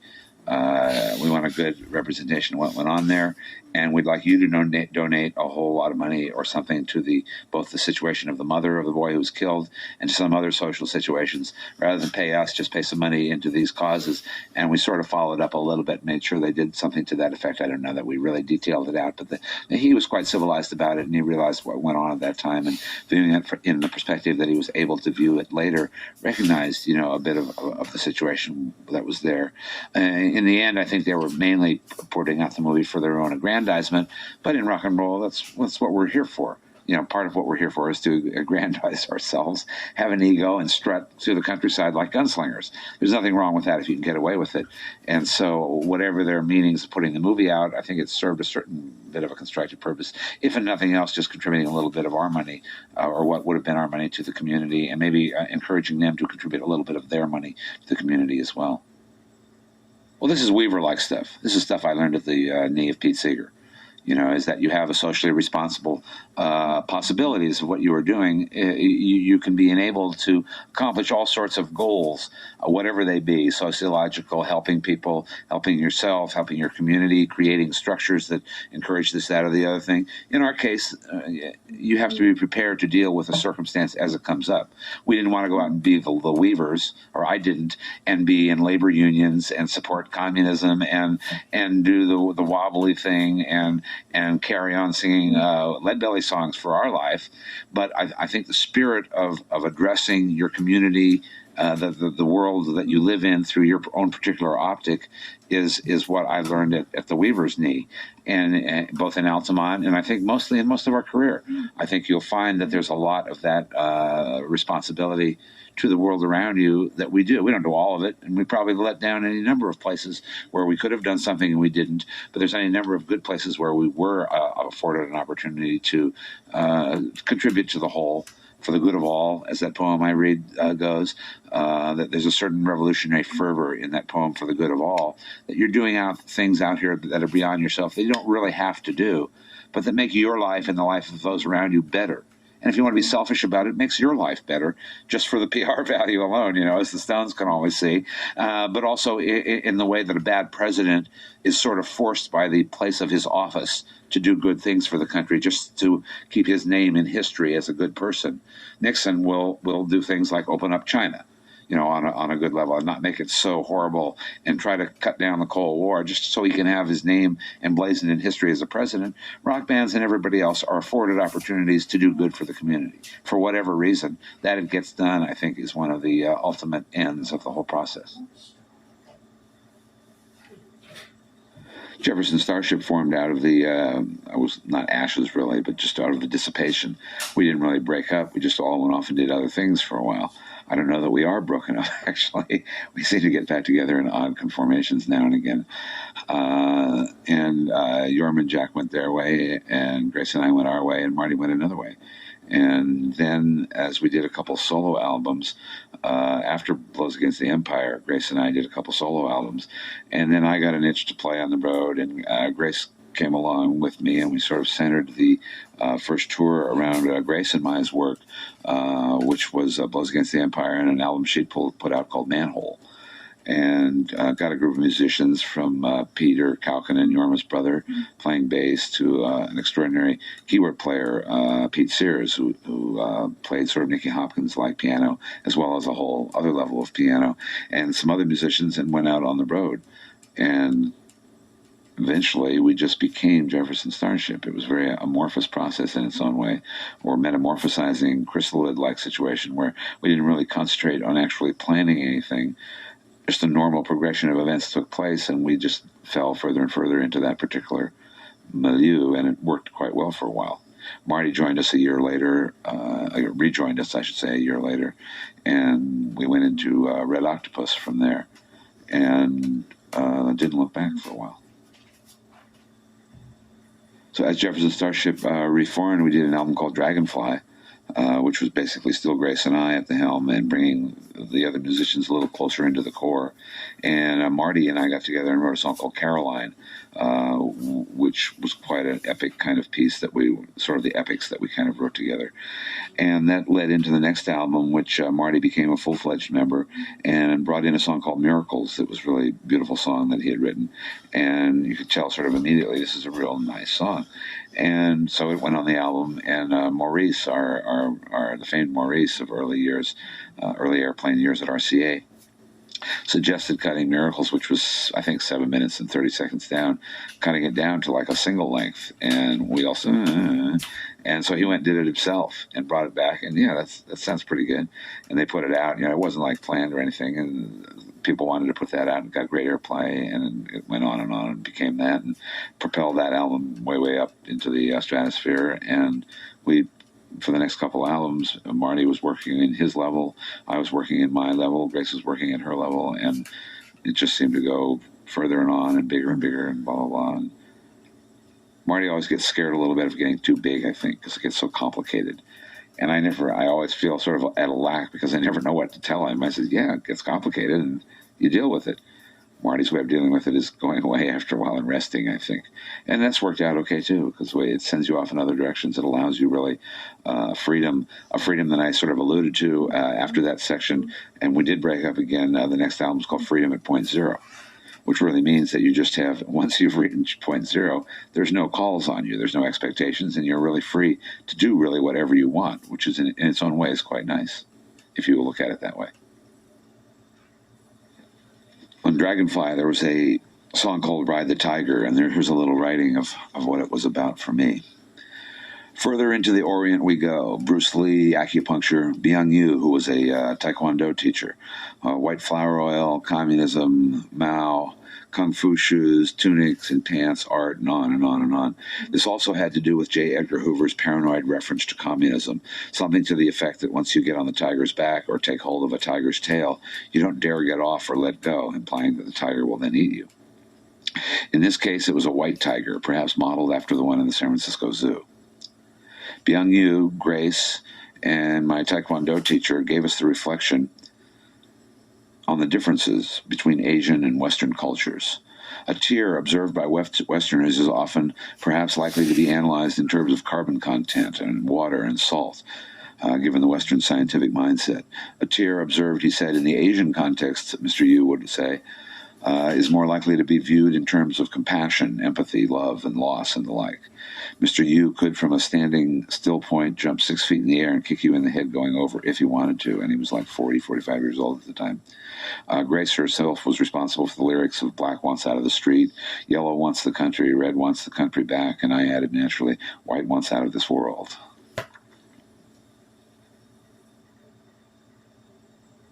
In the late 80s, there was a Jefferson Airplane reunion album. We'd never called an album Jefferson Airplane before, so we figured we might as well get that out of the way. And that was just a one summer reunion, just getting back these disparate forces. We just happened to come together. It really wasn't by our choosing. And we happened to find ourselves again in the same quantum universe, if you will, and made the choice to try and do something together. It failed on certain elements, and it was quite successful on other elements. And we'll probably do it again, I have a feeling, before the end of the century. The Live at the House of Blues album is called Deep Space, Virgin Sky.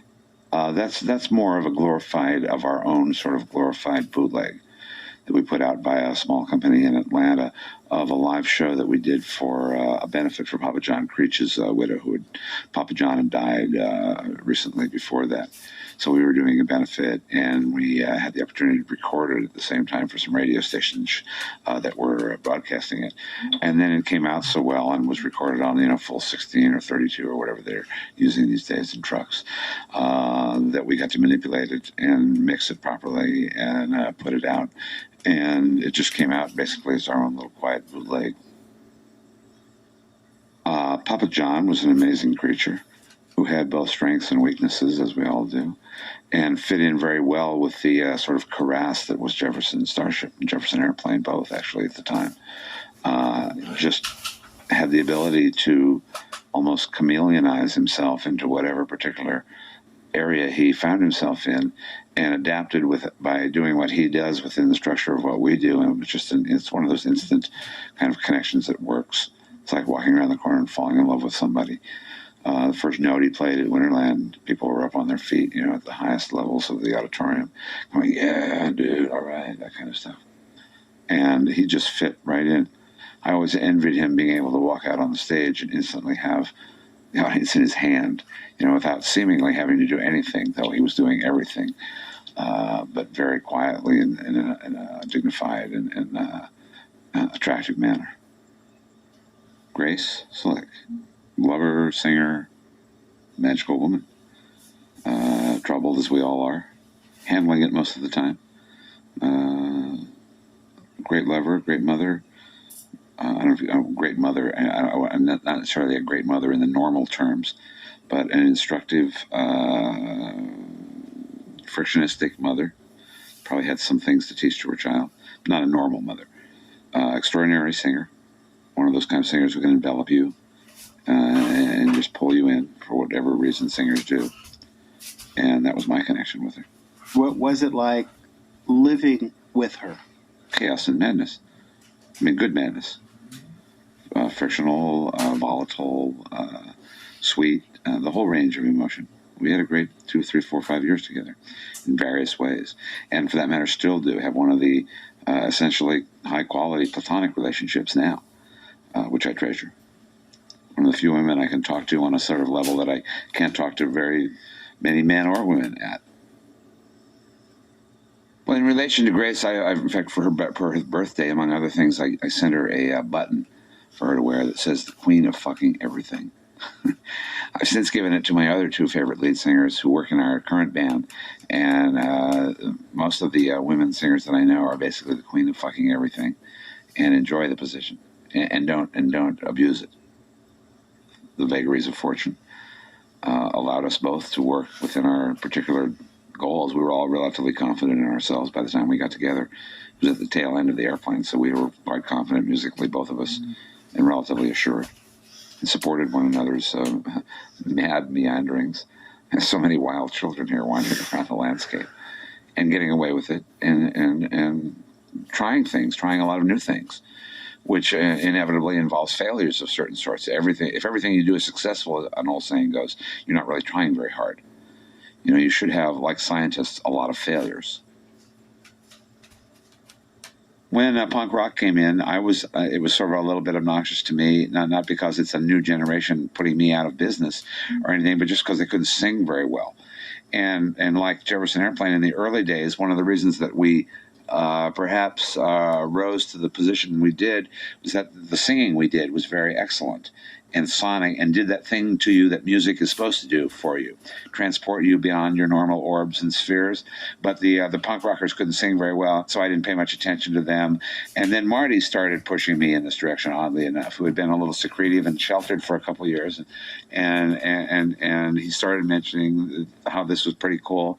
And of course, not wanting to be outdone, I went down and checked it out myself. And I, despite the bad singing and the throwing up and the spitting on your whatever and this and that and the other thing, I took a great pleasure in the cycle of social business that was going on in that scene, and just the wildness of it. What was akin in a different way, but in a similar way, to our own scene of going beyond and eschewing the accepted and forging your own us against the world kind of mentality that I found both in Nicaragua and in our own scene of a group of people sort of crushed, and then rising above it and doing it anyway, and getting away with it to varying degrees of success or notoriety or arrest or whatever. I mean, there were some bands so bad. There was a band called Crime that were so bad that they got booed off the stage doing a benefit concert at San Quentin, just coming in to play for the prisoners. The prisoners, God, this is terrible. Get me back to my cell.